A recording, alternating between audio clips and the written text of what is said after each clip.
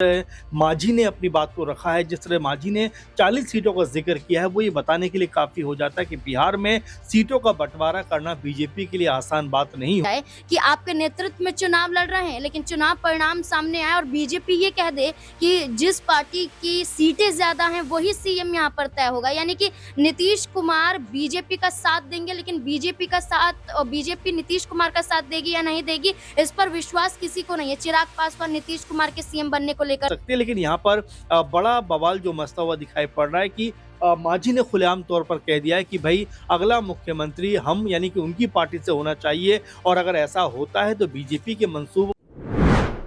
क्या जीतन राम मांझी होंगे बिहार के अगले मुख्यमंत्री? क्या जीतन राम मांझी बिगाड़ेंगे नीतीश कुमार का खेल? क्या जीतन राम मांझी भारतीय जनता पार्टी का साथ छोड़ देंगे? दर्शकों, जीतन राम मांझी का बयान अपने आप में कई सवाल खड़े कर रहा है। जहां एक तरफ बिहार विधानसभा चुनाव की तैयारी भारतीय जनता पार्टी, जेडीयू समेत तमाम पार्टियां कर रही हैं, तो वहीं दूसरी तरफ हिंदुस्तानी अवाम मोर्चा के संस्थापक जीतन राम मांझी ने सीएम पद पर दावा ठोक दिया है। इतना ही नहीं, उन्होंने एक संबोधन के दौरान कहा कि अगर हमारी पार्टी 40 में से 20 सीट भी जीत जाती है तो अगला मुख्यमंत्री हमारा होगा, यानी हिंदुस्तानी अवाम मोर्चा का होगा। तो क्या जीतन राम मांझी खुद को मुख्यमंत्री चेहरा घोषित कर चुके हैं? क्या जीतन राम मांझी खुद को मुख्यमंत्री के तौर पर देख रही हैं? इतना ही नहीं, उन्होंने आगे कहा कि हम पे नजर प्रधानमंत्री मोदी की है। तो क्या भारतीय जनता पार्टी जीतन राम मांझी को आगे कर रही है? क्या भारतीय जनता पार्टी चिराग पासवान, उपेंद्र कुशवाहा और जीतन राम मांझी जैसे छोटे चेहरों को आगे करके नीतीश कुमार को साइडलाइन करने की तैयारी कर रही है? क्या नीतीश कुमार का पत्ता अब एनडीए से साफ होने वाला है? बिहार विधानसभा चुनाव को लेकर इस वक्त कई सवाल उठ रही हैं। न्यूज रूम में तमाम सहयोगी हैं, उनसे बातचीत करेंगे, समझने की कोशिश करेंगे कि आखिर बिहार की राजनीति में इस वक्त हलचल क्यों तेज है और जीतन राम मांझी के इस बयान के क्या मायने हैं। क्या वाकई में भारतीय जनता पार्टी पर्दे के पीछे नीतीश कुमार के खिलाफ बड़ा खेल करने जा रही है? मेरे साथ अमन सर मौजूद हैं। सर, जिस तरीके से जीतन राम मांझी का बयान सामने आया है, उन्होंने 40 सीटों की सबसे पहले तो मांग की है। उन्होंने ये कहा कि अगर 40 में से 20 सीट भी हमारी पार्टी जीत जाती है तो अगला मुख्यमंत्री हमारी पार्टी का होगा, प्रधानमंत्री मोदी की नजर हम पे है। कैसे देख रहे हैं इस बयान को? देखिए, जाहिर बात है, जीतन राम मांझी जब अपना कह सकते हैं इस तरह की बातों को लेकर मुंह खोलते हैं, कहीं ना कहीं बवाल बढ़ता हुआ नजर आता है। आप अगर देखें तो वो कहते हुए नजर आ रहे हैं कि कम से कम 40 सीटें हमें चाहिए, और अगर 20 सीटें भी हम जीत जाते हैं तो अगला मुख्यमंत्री हमारी पार्टी से, यानी कि जिस तरह से जो मांझी ने कहा है उस दावे को भी खारिज कर दिया जो बीजेपी अब तक कहती आ रही थी कि भाई हमारी तरफ से मुख्यमंत्री होना चाहिए, हमारा मुख्यमंत्री बनना चाहिए। यानी कि अब एक पद के लिए यहाँ पर जीतन राम मांझी ने भी खुलकर अपना दावा पेश कर दिया है। अब यहाँ पर जेडीयू का क्या होगा? बीजेपी जो लगातार दावा कर रही थी या उनके नेता दावा कर रहे थे कि भाई अब बिहार का जो मुख्यमंत्री बीजेपी उनमें से होना चाहिए, यहाँ तक कहते हुए दिखाई पड़ते हैं कि अगर बिहार का विकास चाहिए तो यहाँ पर बीजेपी की तरफ से जो मुख्यमंत्री है वो होना चाहिए। अब जिस तरह मांझी ने अपनी बात को रखा है, जिस तरह मांझी ने 40 सीटों का जिक्र किया है, वो ये बताने के लिए काफी हो जाता है कि बिहार में सीटों का बंटवारा करना बीजेपी के लिए आसान बात नहीं होने वाली।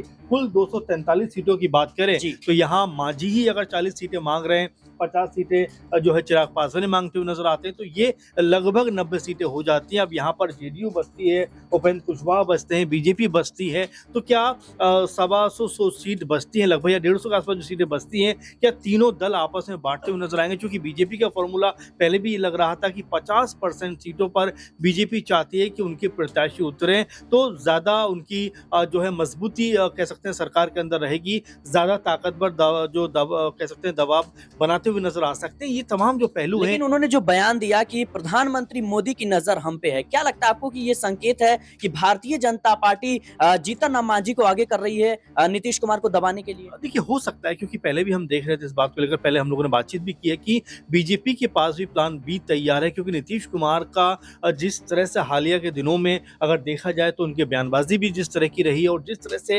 राष्ट्रगान को लेकर उनको लेकर बखेड़ा खड़ा होता हुआ दिखाई पड़ा है, उसमें भी बीजेपी कहीं कहीं ना कहीं असहज होती हुई नजर आई है, क्योंकि जेडीयू के नेता भी खुद आगे नहीं आए उनको बचाने के लिए, उनका समर्थन या उनको एक तरीके से कह सकते हैं कि बचाव में। तो ये बहुत सारी बातें ऐसी निकल के सामने आती है जहां पर बीजेपी को भी लगता है कि अगर यहाँ नीतीश कुमार के भरोसे रहा गया तो अपनी स्थिति और कमजोर की जा सकती है। इससे बेहतर होगा कि यहाँ पर मांझी और चिराग पासवान को अगर बढ़ाया जाए तो अपनी स्थिति को ताकतवर बनाया जा सकता है और मुख्यमंत्री बनने की जो हसरत है बीजेपी की वो पूरी हो सकती है। लेकिन यहाँ पर बड़ा बवाल जो मचता हुआ दिखाई पड़ रहा है कि मांझी ने खुलेआम तौर पर कह दिया है कि भाई अगला मुख्यमंत्री हम यानी कि उनकी पार्टी से होना चाहिए, और अगर ऐसा होता है तो बीजेपी के मंसूबों पर पानी फिरेगा। क्योंकि चिराग पासवान भी कहते रहे ये बात को कि अगर उनको मुख्यमंत्री का पद मिलता है तो वो भी कह सकते हैं बिहार के लिए काम करना चाहेंगे। तो फिलहाल एक पद को लेकर अभी से एनडीए कुनबे के अंदर मारामारी शुरू हो गई है। जीतन राम मांझी ने जिसने खुलेआम तौर पर यह बात कही है, अब हो सकता है चिराग पासवान जो अब तक दबे सुरों में ये बात कहते रहे थे, अब वो भी मुखर होकर अपनी बात को रखते हुए नजर आ जाए। जाहिर सी बात है दर्शकों कि इस वक्त एनडीए में मुख्यमंत्री चेहरे को लेकर कई सवाल उठ रहे हैं। जहां एक तरफ भारतीय जनता पार्टी नीतीश कुमार के नाम के ऐलान से बच रही है, तो वहीं जेडीयू की लगातार मांग उठ रही है कि नीतीश कुमार को ही अगला मुख्यमंत्री बनाया जाए। कई चेहरे हैं और एक ही पद है, कई दावेदार नजर आते हैं। चिराग पासवान के समर्थक लगातार इस बात की मांग कर रहे हैं। जीतन राम मांझी पहले भी विवादों में रहे हैं। उन्होंने साफ तौर पर कहा था, जब बीजेपी और जेडीयू का गठबंधन हुआ, जब सरकार बनने की तैयारी चल रही थी, उस वक्त भी कहा कि एक दो रोटी से हमारा पेट नहीं भरता है। मंत्री पद की उन्होंने मांग की थी। मंत्री पद मिलने के बावजूद उन्होंने और ज्यादा मांगे की। जीतन राम मांझी ने यहां तक कह डाला है कि कहीं ना कहीं जहां सम्मान मिलेगा हम वहां का रुख करते हुए नजर आएंगे। मेरा अगला सवाल नाजमीन से रहेगा। नाजमीन, किस तरीके से आप देख रहे हैं जीतन राम मांझी का जो बयानबाजी है और जिस तरीके से अपनी बातों को वो रख रहे हैं, क्या ये नीतीश कुमार के लिए चेतावनी है? देखिए, जीतन राम मांझी हमेशा से नीतीश कुमार के खिलाफ देखे गए हैं, चाहे वो एनडीए में भारतीय जनता पार्टी का हिस्सा क्यों ना हो। जीतन राम मांझी और नीतीश कुमार में जो बढ़ती दूरियां नजर आई हैं, इसमें सबसे बड़ा कारण, जैसे कि आपने खुद ही कहा कि जब कैबिनेट विस्तार हो रहा था तब वो ये कहते हुए नजर आए थे कि एक रोटी से पेट नहीं भरता, कम से कम 2 से 3 रोटियां चाहिए। उस दौरान देखा जाए तो उनके बेटे संतोष मांझी को कैबिनेट में जगह मिली, 3 विभाग उनको सौंपे गए।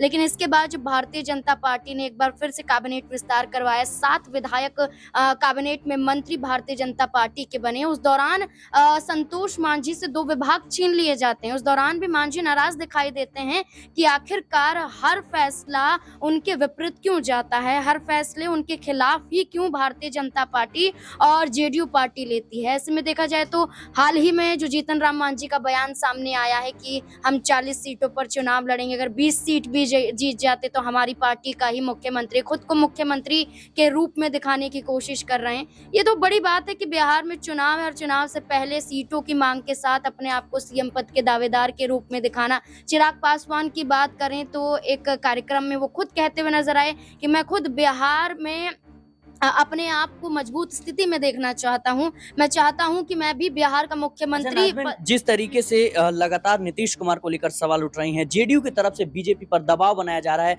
मुख्यमंत्री चेहरे को लेकर के, क्या लगता है आपको कि जीतन राम मांझी, चिराग पासवान, उपेंद्र कुशवाहा जैसे छोटे चेहरों को आगे करके कहीं ना कहीं नीतीश कुमार पर दबाव बनाने की या फिर उनको बाहर का रास्ता दिखाने की तैयारी अभी से ही बीजेपी ने शुरू कर दी है? देखिए, अगर हम बात करें नीतीश कुमार की, तो नीतीश कुमार खुद भारतीय जनता पार्टी को आंखें दिखाने में लगे हुए हैं। दिल्ली में जब शपथ ग्रहण समारोह होता है, जब नीतीश कुमार नहीं जाते हैं, नीतीश कुमार अपनी प्रगति यात्रा को जरूरी बताते हैं। नीतीश कुमार एनडीए की बैठक दिल्ली में होती है तब भी नीतीश कुमार नहीं पहुंचते हैं।